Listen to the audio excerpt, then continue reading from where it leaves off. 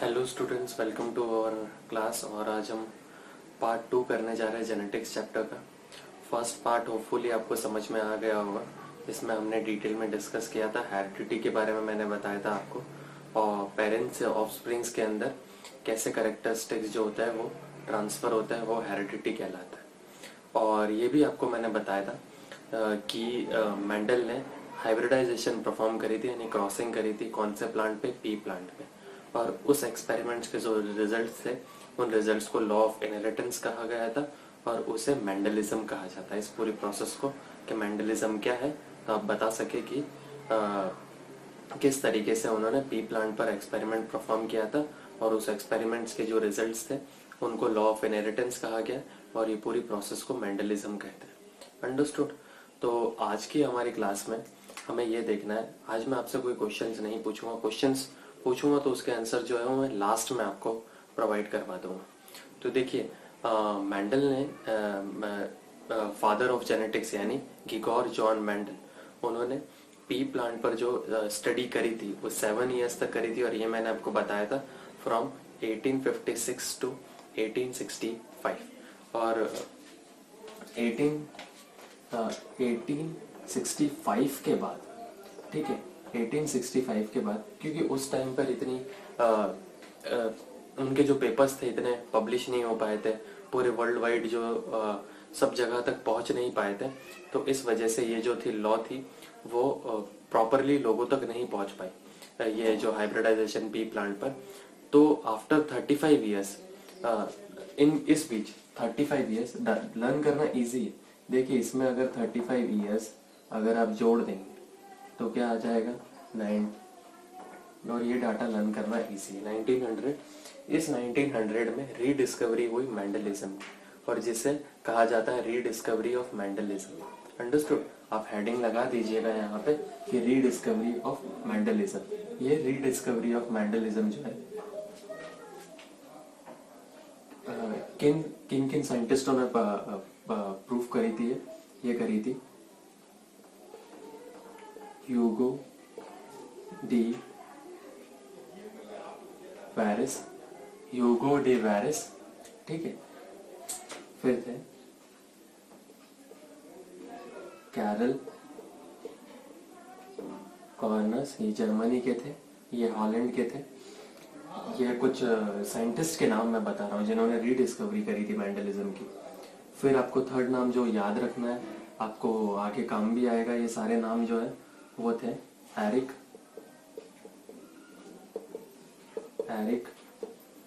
Von सेशमैक।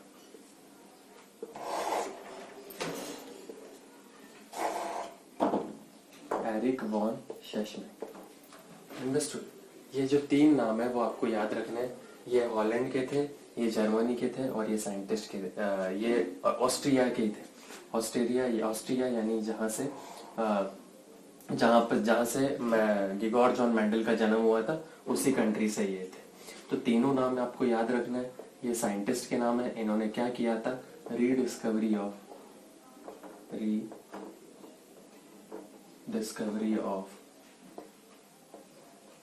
Mendelism. Okay, ये याद रखना है, ईयर याद रखना है, और डेट भी, आपको तीनों के नाम भी याद रखना है। चलिए, तो होपफुली आपको ये समझ में आ गया होगा। आप इसको राइट डाउन कर लीजिए, ठीक है, कॉपी में लिख लीजिएगा तीनों नाम, आपको आगे कंपटीशन एग्जाम में भी ये काम आएंगे। तो आगे अब हमें लॉ ऑफ इनहेरिटेंस को पढ़ने से पहले मुझे हमें ये पढ़ना होगा कि जेनेटिक टर्मोलॉजीज, हमें ये कुछ टर्मोलॉजीज, और कई बार एग्जाम में यहाँ से क्वेश्चन बन जाता है, तो ये आपको याद रखना है।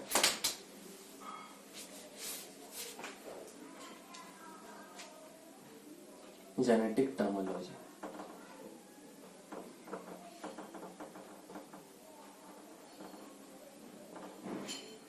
ठीक है, कुछ जेनेटिक टर्मोलॉजीज हमें पढ़नी है।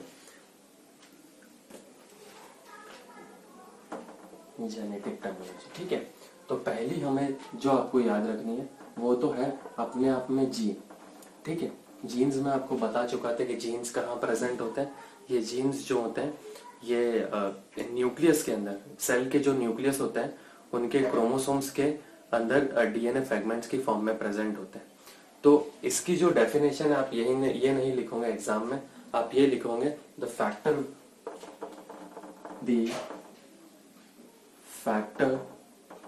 which control the factor which control the character of living organism।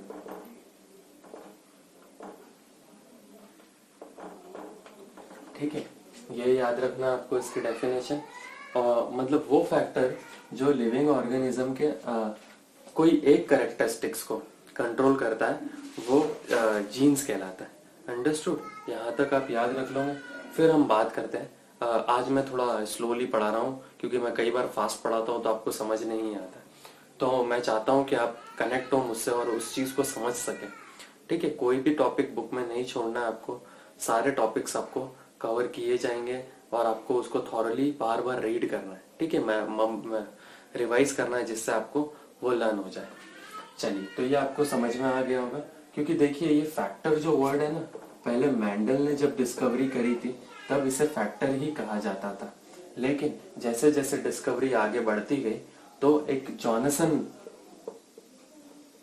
Johnson नाम के एक साइंटिस्ट है जिन्होंने इस फैक्टर को, फैक्टर कौन कहते थे? मेंडल कहते थे, लेकिन जैसे जैसे डिस्कवरी हुई तो इस फैक्टर को जॉनसन नाम के साइंटिस्ट ने क्या नाम दे दिया? जीन नाम दे दिया। ये आपको एक एडिशनल इंफॉर्मेशन दे रहा हूँ जिससे आप याद रख सको। ठीक है, आगे आपको कभी फ्यूचर में काम आएगा। चलिए, अब हम आगे बढ़ते हैं। होपफुली आपने लिख लिया होगा ये मेंडलिज्म, सॉरी जीन।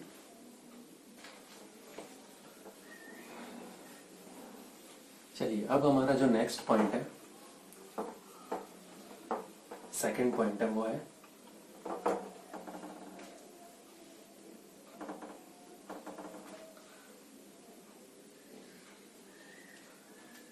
हमारा जो सेकंड पॉइंट है वो लिख लीजिए आप, allele.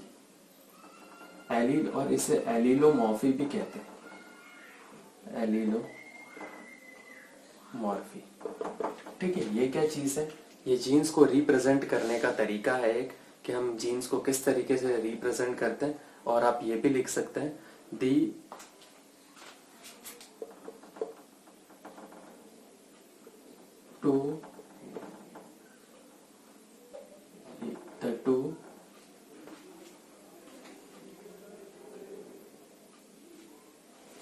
two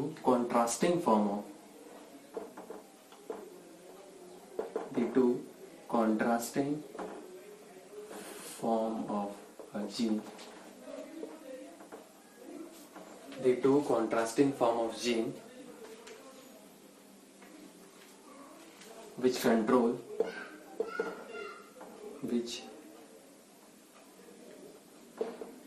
controls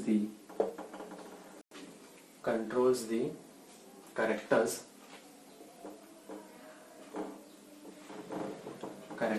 of living organisms।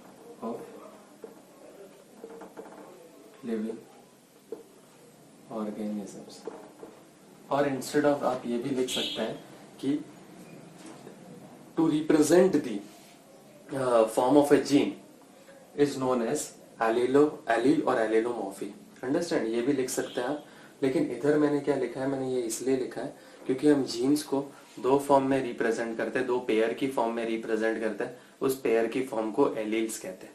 कैसे रिप्रेजेंट करते हैं ये मैं बताता हूँ आपको। देखिए, अगर कोई प्लांट टॉल है तो उसको कैसे रिप्रेजेंट करेंगे? कैपिटल टी से रिप्रेजेंट करेंगे। और अगर कोई प्लांट डॉफ है तो उसको कैसे रिप्रेजेंट करेंगे? उसको रिप्रेजेंट करेंगे स्मॉल टी से रिप्रेजेंट करेंगे। अंडरस्टूड?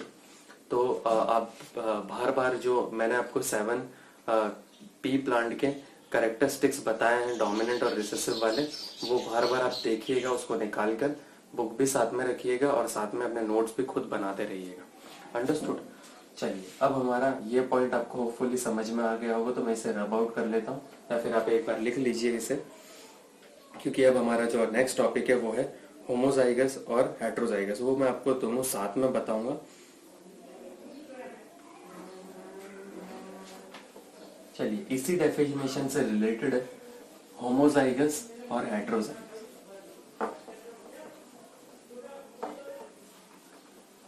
फिर हमारा थर्ड है, थर्ड और फोर्थ साथ में लिखिएगा ताकि लर्न करना इजी रहेगा।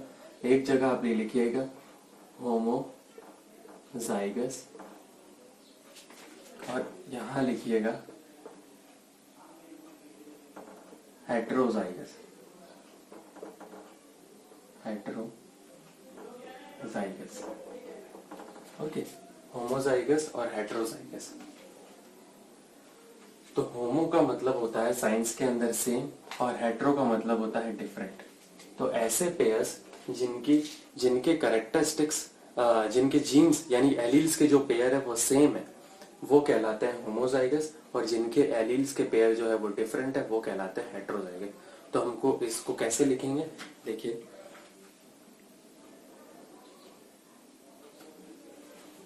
the two alleles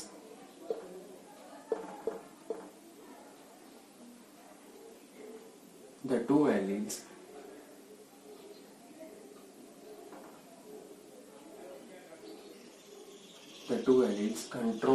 controlling a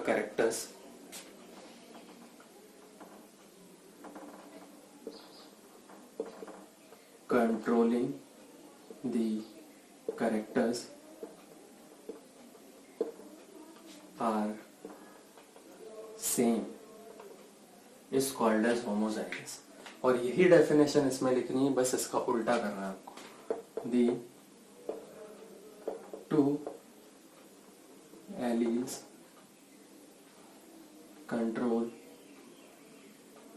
controlling the characters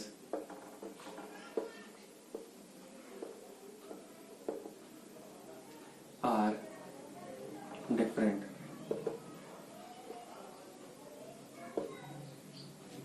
okay, अब इसको कैसे लिखना है आपको, देखिए एलील्स को आपको किस तरीके से लिखना है मैंने आपको बताया था कि एलील्स को हम कैपिटल टी या स्मॉल टी के रिप्रेजेंट में लिखते हैं।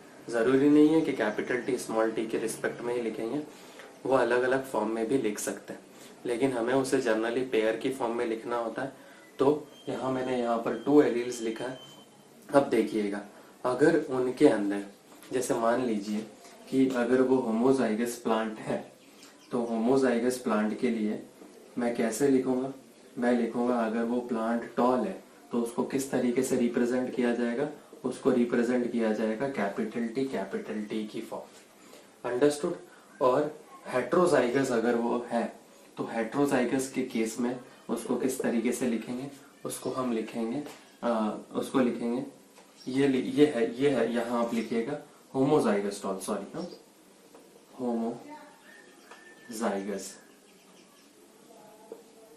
Homozygous tall.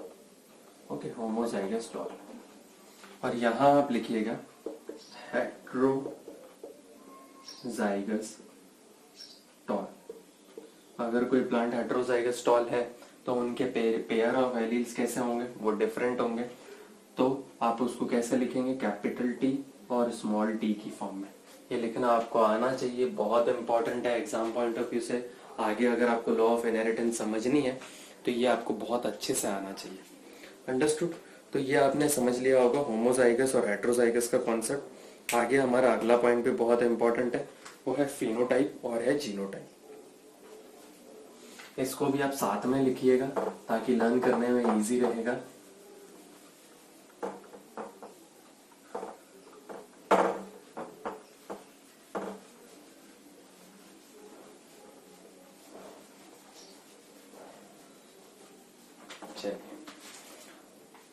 अगला हमारा टॉपिक है फिनोटाइप और जीनोटाइप, थर्ड, फोर्थ और फिफ्थ, और यहाँ आ जाएगा सिक्स्थ पॉइंट। यहाँ है कौन सा है, फिनोटाइप,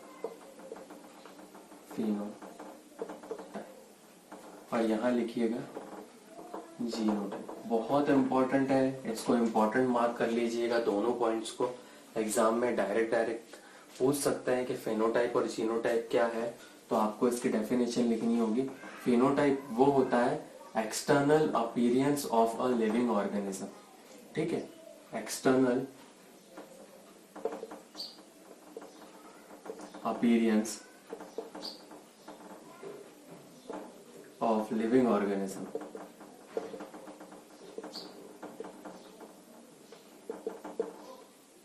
और ये क्या होगा, जेनेटिक कॉन्स्टिट्यूट, अभी मैं समझा देता हूं आपको, जेनेटिक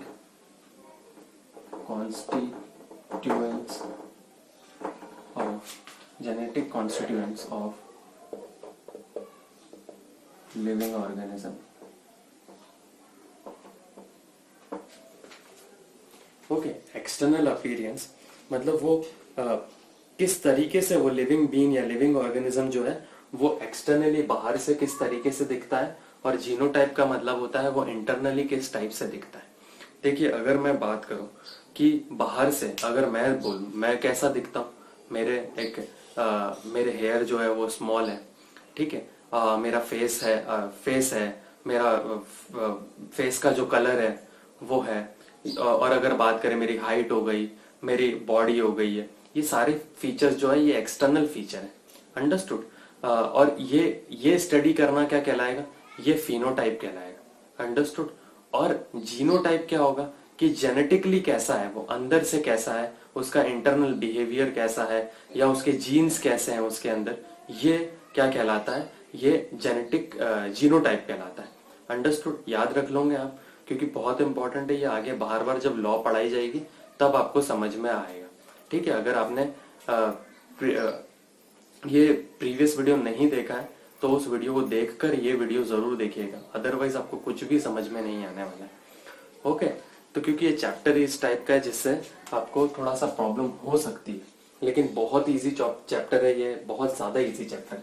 अब इसका एग्जाम्पल कैसा है, देखिए इसका एग्जाम्पल अगर आपको देखना है तो हमने क्या पढ़ा था अभी, होमोजाइगस और हेटेरोजाइगस पढ़ा था। तो ये अगर ये क्या चीज है, ये है होमोजाइगस टॉल, ठीक है, यहां लिख लीजिएगा होमोजाइगस टॉल, होमोजाइगस टॉल। तो ये कैसा होगा, होमोजाइगस टॉल, तो इसका फीचर क्या है, टॉल, अंडरस्टूड। बाहर से कैसा दिख रहा है ये प्लांट, टॉल है। और अगर हेटेरोजाइगस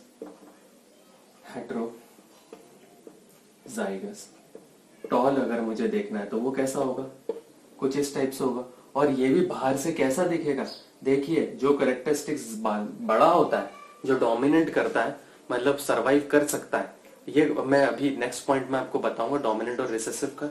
आपको अभी ये याद रखना है, जो लेटर कैपिटल है वो डोमिनेट कर रहा है उस हाइब्रिडाइजेशन के अंदर, अंडरस्टूड। तो ये कैसा प्लांट होगा, ये भी टॉल होगा, लेकिन टॉल कैसा होगा, होमोजाइगस टॉल होगा, अंडरस्टूड। ये चीज समझ गए आप। अब देखिए, अगर मुझे इंटरनल फीचर इसी जगह पर देखना है, अगर मुझे इसी जगह जेनेटिक कॉन्स्टिट्यूशन देखना है, तो ये जो कंडीशन होगी, ठीक है, ये जो कंडीशन होगी ये तो टॉल ही रहेगी, लेकिन ये कंडीशन टॉल नहीं रहेगी, ये हेटेरोजाइगस रहेगी कंडीशन, और इसे स्टडी करने में हमें दिक्कत रहेगी, अंडरस्टूड। तो ये इम्प्योर टॉल कह सकते हैं इसे, हम इम्प्योर टॉल भी कह सकते हैं, ये प्योर टॉल कह सकते हैं इसे प्योर, और ये इम्प्योर, अंडरस्टूड। तो इस तरीके से आपको कुछ याद रखना है कि ये इम्प्योर टॉल है और ये प्योर टॉल है। ये टॉल प्लांट होगा और ये डॉफ प्लांट होगा, एक हाइब्रिडाइज प्लांट है ये, अंडरस्टूड। यहां तक आप होपफुली समझ गए होंगे। चलिए अब हमारा नेक्स्ट, इसी में मैं आपको एक चीज और बता देता हूँ। आगे हम जब हाइब्रिडाइजेशन करवाएंगे, जब हम लॉ पढ़ेंगे, तो वहां हम फिनोटाइपिक और जीनोटिपिक रेशियो भी देखेंगे, ठीक है, फिनोटिपिक रेशियो और जीनोटिपिक रेशियो भी देखेंगे, और जीनोटिपिक रेशियो भी देखेंगे। ये कैसे देखेंगे, अगर आपको ये कॉन्सेप्ट अच्छे से आता है, कौन सा, फिनोटाइप और जीनोटाइप वाला कॉन्सेप्ट अच्छे से आता है, तो ही आप फिनोटिपिक रेशियो और जीनोटिपिक रेशियो बता सकते हैं। देखिए, अगर आपको समझ में नहीं आ रहा है तो मैं बता देता हूँ, एक एग्जांपल लेते हैं हम, एक एग्जांपल ले लेते हैं जिससे आपको बहुत अच्छे से समझ में आ जाएगा। ओके, चलिए देखिए कि एक ए है, ठीक है, ये प्लांट हो सकता है, एनिमल हो सकता है, कुछ भी हो सकता है। ये कैसा है, ये है फेयर है, ठीक है, इसका कलर है वाइट है, ओके। और एक है बी, इसका कलर है ब्लैक। एक ब्लैक प्लांट है और एक वाइट प्लांट है। तो इसका जब हम क्रॉस करवाएंगे तो कौन सा कैरेक्टरिस्टिक्स डोमिनेट करेगा? ये कैरेक्टरिस्टिक्स डोमिनेट करेगा। चलिए ठीक है, व्हाइट कैरेक्टरिस्टिक्स डोमिनेट करेगा। तो जो ऑफस्प्रिंग्स का जन्म होगा वो भी कैसी होगी? व्हाइट होगी।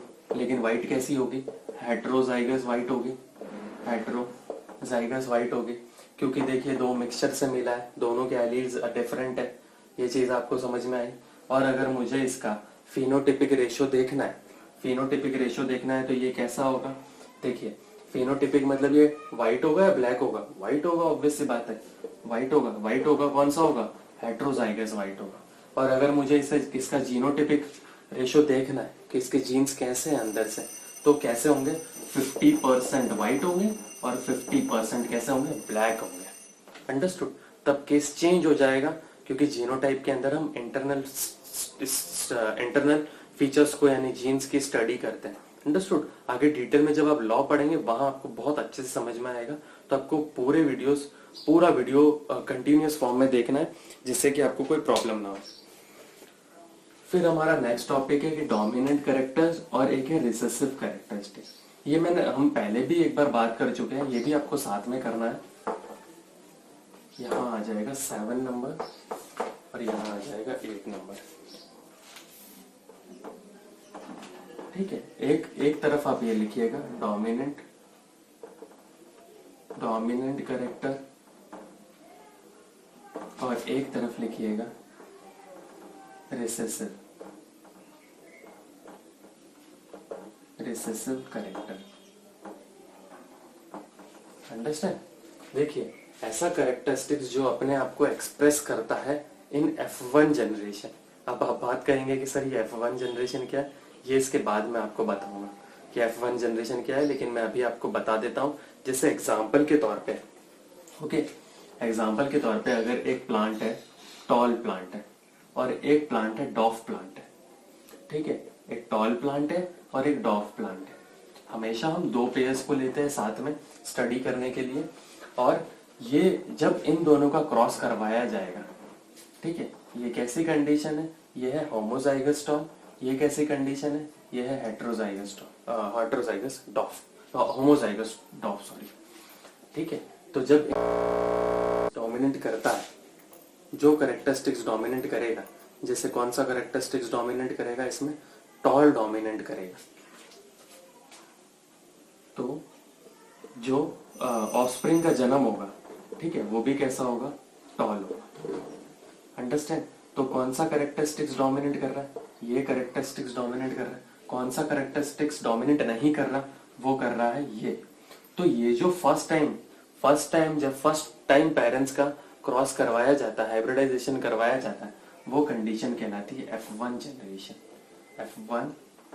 जनरेशन। अंडरस्टूड? तो F1 जनरेशन में जो कैरेक्टरिस्टिक्स डोमिनेट करते हैं वो डोमिनेंट कैरेक्टर कहलाएंगे। जो कैरेक्टरिस्टिक्स डोमिनेट नहीं करते हैं वो क्या कहलाएंगे? रिसेसिव कहलाएंगे। आप इसमें लिख लीजिएगा, those character which express itself in F1 generation is known as dominant character. Those generation which do not express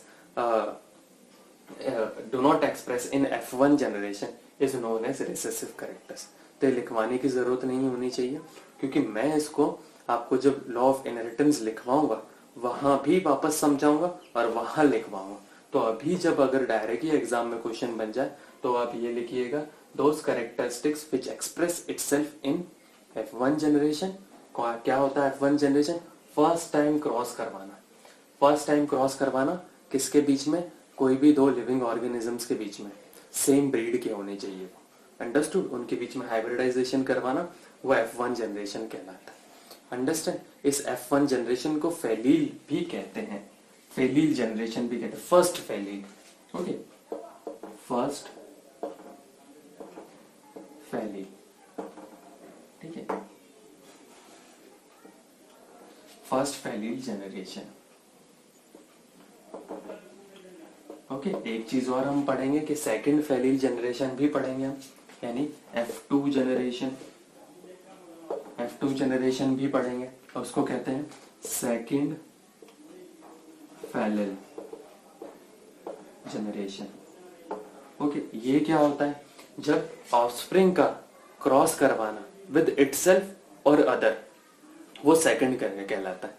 first time मैंने क्रॉस करवा दिया, जैसे लेट्स से मैंने एक टॉल प्लांट का ड्रॉफ्ट प्लांट से, टॉल पी प्लांट है यानी मटर का पौधा है लंबा, और छोटा है यानी बोना डॉफ प्लांट यानी मटर का पौधे से मैंने क्रॉस करवाया। अंडरस्टूड? जो ऑफस्प्रिंग का जन्म होगा, कैसा ऑफस्प्रिंग होगा? वो टॉल होगा। आपको अभी के लिए इतना याद रखना, वो टॉल होगा। उस टॉल को क्या करेंगे हम? किससे क्रॉस करा उसको, उस जो ऑफस्प्रिंग आई है उसकी खुद से वापस क्रॉस करवाना। ठीक है, खुद से वापस अगर मैं क्रॉस करवाता हूं उसी ऑफस्प्रिंग की, तो वो क्या कहलाएगी? वो कंडीशन क्या कहलाएगी? F2 जनरेशन यानी सेकंड फैलील कहलाएगी। अंडरस्टूड? यहां तक आप होपफुली समझ गए होंगे, क्योंकि इसमें लिखने का नहीं है। लिख सकते हैं आप, अगर आपको डेफिनेशन लिखनी है तो आप लिख सकते हैं, अदरवाइज डायरेक्ट भी इसको कर सकते हैं। ठीक है, आपको तो लर्न करना है बस।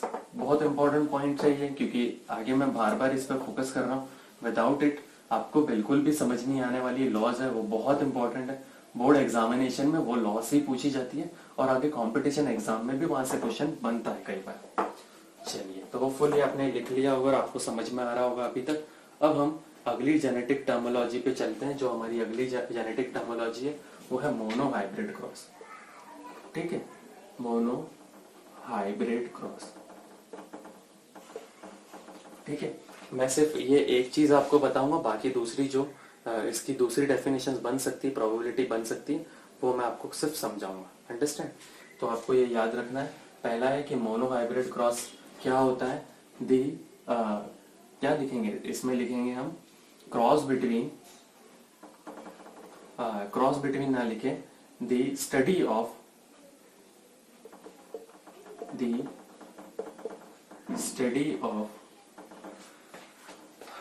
one character,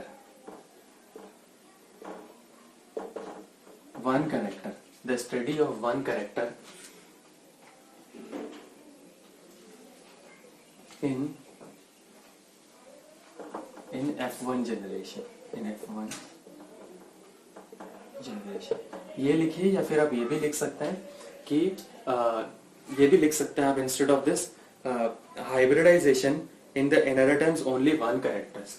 वो डेफिनेशन भी बेटर है, लेकिन ये बहुत इजी डेफिनेशन है जिससे आप लर्न कर सको और समझ सको। देखिए, जब हम क्रॉस करवाते हैं, या फिर ड्यूरिंग हाइब्रिडाइजेशन भी लिख सकते हैं आप यहाँ पे, during hybridisation,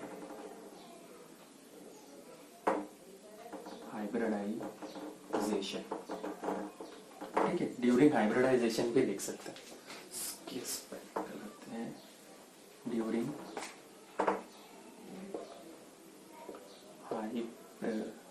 hybridisation. Okay, during hybridisation क्या सिर्फ एक ही कैरेक्टरिस्टिक्स की प्रॉपर्टी को स्टडी करना क्या कहलाता है? मोनोहाइब्रिड। ठीक है, मोनोहाइब्रिड क्रॉस कहलाता है, मोनोहाइब्रिड क्रॉस।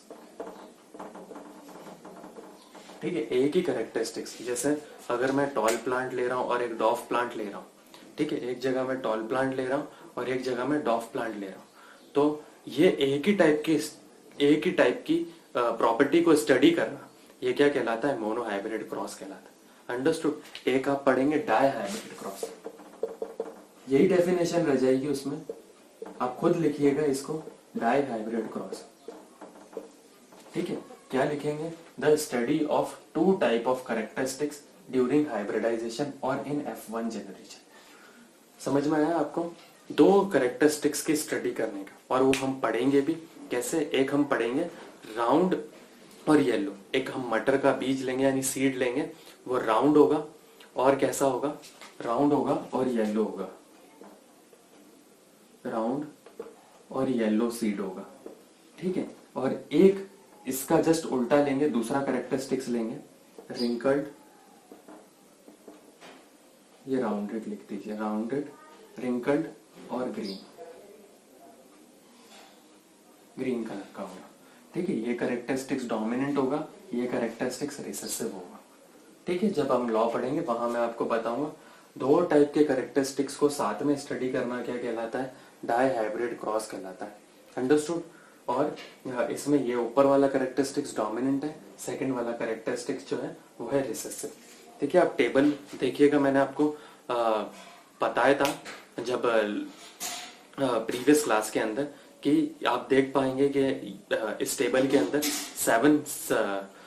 सेवन कैरेक्टरिस्टिक्स है डिफरेंट डिफरेंट, जो जो प्लांट के और वो भी पी प्लांट के, उनके बारे में हमने पढ़ना है आपको और देखना है कि हम कौन कौन से कैरेक्टरिस्टिक्स को ले रहे हैं।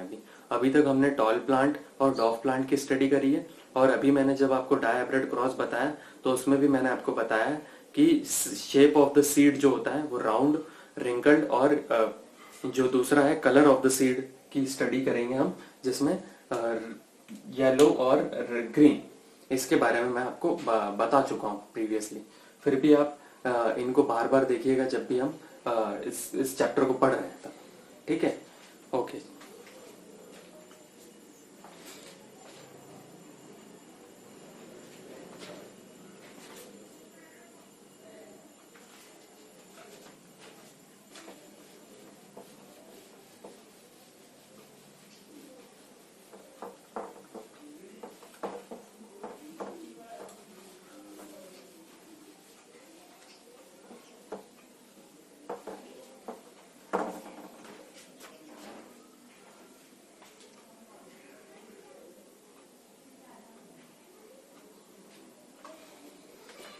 इसी से रिलेटेड अगर एक मोनो हाइब्रिड क्रॉस है, अगर डाई हाइब्रिड क्रॉस है, या फिर poly hybrid, try hybrid cross की डेफिनेशन आ जाए तो आप लिख लीजिएगा।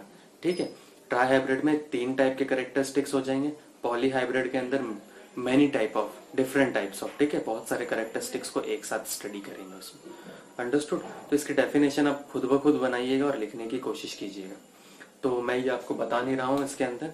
ठीक है, चलिए अब 2-3 टॉपिक्स और बच रहे हैं, एक है बैक क्रॉस और एक है टेस्ट क्रॉस और एक है रेसिप्रोकल क्रॉस।